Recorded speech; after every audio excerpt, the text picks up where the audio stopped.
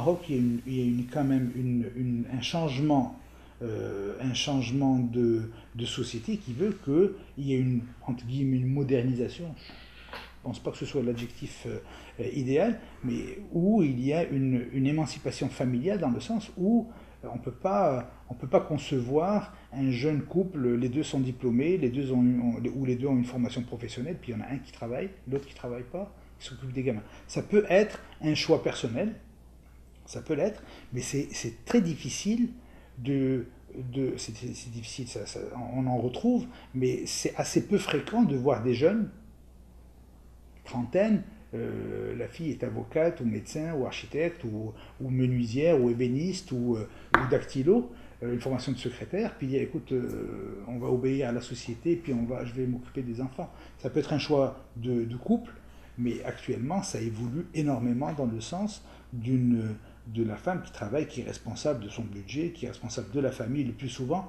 Ça, c'est pas uniquement le Maroc, c'est souvent, même ici, la femme travaille, puis quand elle rentre à 4 heures ou à 5 heures, ben, elle prépare le souper, puis elle prépare les enfants pour le lendemain, et puis etc. Donc, il y a elles sont pas parfaitement, je dirais, guéries de leur rôle de mère et de mère de famille et de gestionnaire de famille.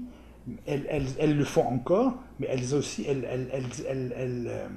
vont aussi et également assumer un rôle professionnel comme leur conjoint. Je ne sais pas si le Maroc n'est pas une société dont le paravent est patriarcal, mais dans la réalité est matriarcal.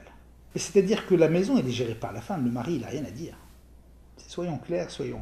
Tu sais, il y a une société, c'est le mari c'est qui va travailler, prenant la famille comme on l'a conçue, par exemple mes parents, mais la gestion de la maison telle qu'elle est faite, ou parfois du budget, c'est essentiellement la femme qui l'a. Le budget de la maison, des enfants, tout le noyau de la famille, c'est la mère qui le gère. Le père, c'est l'autorité patriarcale, c'est la référence en... Bon, le père, il en a peur, etc. Tu sais, il y a ce rapport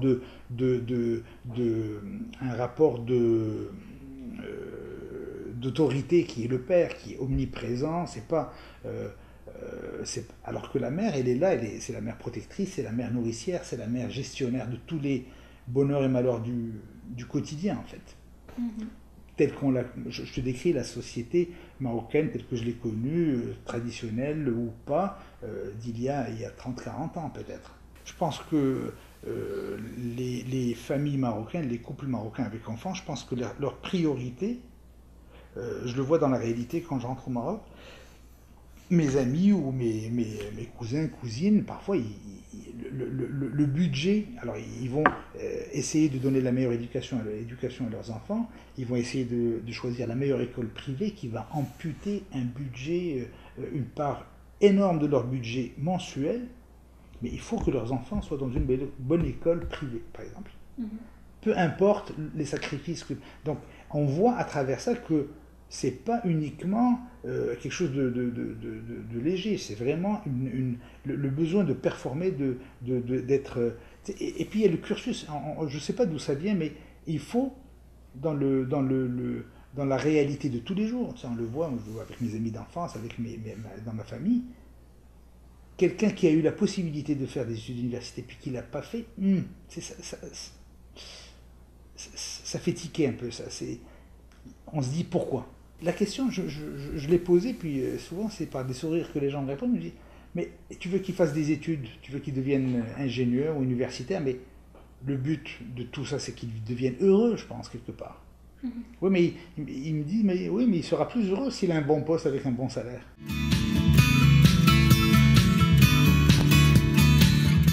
On travaille beaucoup à l'individuel, puis on recherche, c'est-à-dire il y a beaucoup de, je ne veux pas dire de lutte, beaucoup de compétition. Les travaux en groupe, pas beaucoup. Par contre, le point qu'il faut ajouter aussi, c'est que cette force, quoi qu'on dise, va chercher une certaine excellence dans les matières. Pourquoi? Parce que l'étudiant sait qu'il y a des sanctions qui peuvent venir si jamais il n'assimile pas la matière. Je vais te donner un exemple précis, précis que souvent je donne aux gens. Au Bénin, pour réussir ton examen de 6e année du primaire pour commencer le secondaire, la plupart des gens connaissent le Becherel par cœur. Tous les verbes du Becherel, tous les verbes et tous les temps du Becherel.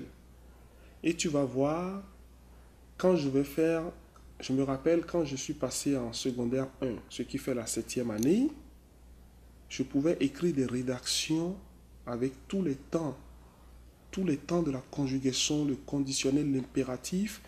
Qu'est-ce que ça fait? Ça fait que ça améliore beaucoup le vocabulaire, la conjugaison. Donc tu vois l'écart entre la 6e année du primaire. Ça, c'est pour réussir l'examen d'État, pour passer au secondaire 1. C'est assez rigoureux. Si les filles à la proportion ne sont pas à l'école, c'est peut-être parce que leurs parents n'ont pas les moyens de le payer. Sinon, tout le monde a accès aux mêmes cours, aux mêmes formations, au même niveau. Les femmes vont choisir certaines carrières qui sont un peu plus adaptées au sexe féminin, les hommes. Mais comme je te le dis, Joanna, ça a changé aussi depuis un certain temps. Ça fait quand même 14 ans que je suis ici, puis je vais voir, ça a changé. Les femmes aujourd'hui vont faire beaucoup de choses que les hommes font, mais à des proportions différentes. Il y a des domaines dans lesquels tu vas voir, c'est comme chauffeur de taxi. C'est un exemple très terre à terre. Chauffeur de taxi, tu vas voir, c'est très rare, mais aujourd'hui tu vas en trouver. À l'époque, tu ne pouvais pas en trouver. Aujourd'hui, tu vas en trouver, mais c'est quand même très rare quand même. Il y a des choix de carrière, par exemple, que les hommes, il y a beaucoup de femmes qui sont des professeurs, il y a beaucoup de femmes qui sont aujourd'hui des autorités politiques, mais avant, c'était pas beaucoup. Les tendances ont commencé vraiment à changer. Mais j'admets que les proportions ne sont pas les mêmes. Il va toujours avoir un grand nombre d'hommes pour une petite portion de femmes. L'échec académique, c'est mal vu, c'est un échec. Par contre, si l'échec permet de se reprendre et de réaliser des choses sur soi et réorienter vers autre chose, à ce moment-là, c'est pas un échec. Ça devient un apprentissage qui nous a permis de découvrir des choses et cheminer vers autre chose. C'est une façon de le voir. Mais ça, c'est très personnel. C'est très, très personnel. Alors, ça dépend de l'interprétation que la personne donne à l'échec. C'est pas un échec si quelque chose de positif en ressort. C'est même positif. C'est plus un échec. C'est devenu une opportunité de découvrir quelque chose d'autre. Mais une personne qui voulait absolument atteindre un but dans un contexte universitaire et qui n'y arrive pas pour toutes sortes de raisons, et ça ne résulte pas en un succès dans un cours ou l'obtention d'un diplôme, l'échec est vu comme quelque chose assez sérieux, oui. Il y a encore des milieux, des choix de carrière qui semblent être exclusivement reliés à un genre ou à l'autre. Par contre, dans les 15 dernières années, les choses ont beaucoup, beaucoup changé. Moi, quand je suis rentrée à l'université, 90% des personnes en médecine étaient des hommes. Sur une classe de 300 étudiants en génie, il y avait une femme. Moi, je me rappelle à l'école avec une fille à ma résidence qui était la seule fille sur 250 étudiants de première année en génie. En droit, c'était 90% hommes, c'est plus ça du tout. Ça a énormément changé. En médecine, on a vu le contraire. C'est 60-70% femmes, maintenant moins d'hommes. En génie, ça a changé beaucoup. Presque la moitié des classes sont des femmes. En droit, c'est presque ça aussi.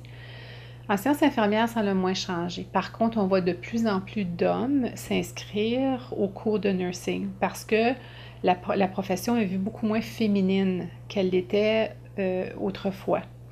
Par contre, si on va dans les métiers plus axés sur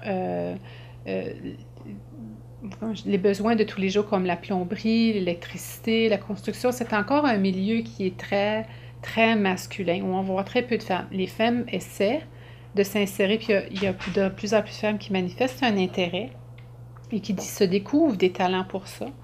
Ça demeure un milieu très conservé pour les hommes. Et puis, c'est difficile de percer là-dedans. Il y a de plus en plus de femmes policières qui en avaient. Il y a plus de femmes pompières qui en avaient, mais c'est encore un milieu très masculin.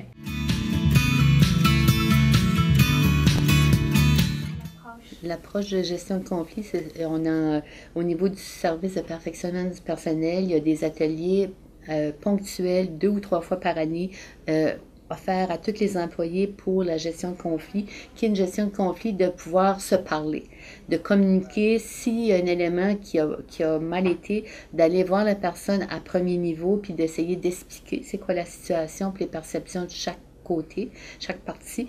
Puis si le conflit ou que la communication pour X raison n'est pas possible, d'aller voir l'infirmière ressources ou le gestionnaire pour voir si elle peut faciliter cette gestion de conflit-là, le malentendu, si on peut dire.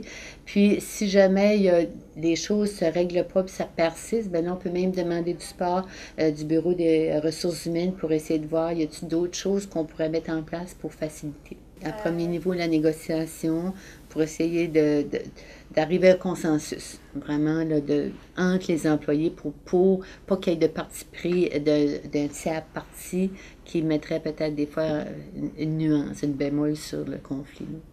Depuis 1993, l'établissement a misé aussi sur des cours de leadership là, au niveau des chiefs.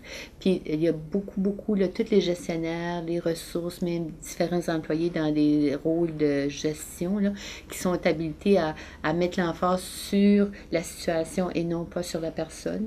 Ça fait qu'en gardant ces principes-là d'écoute puis d'essayer à un consensus, on a comme une vision uniforme au travers des employés puis de la direction du réseau de santé. Là.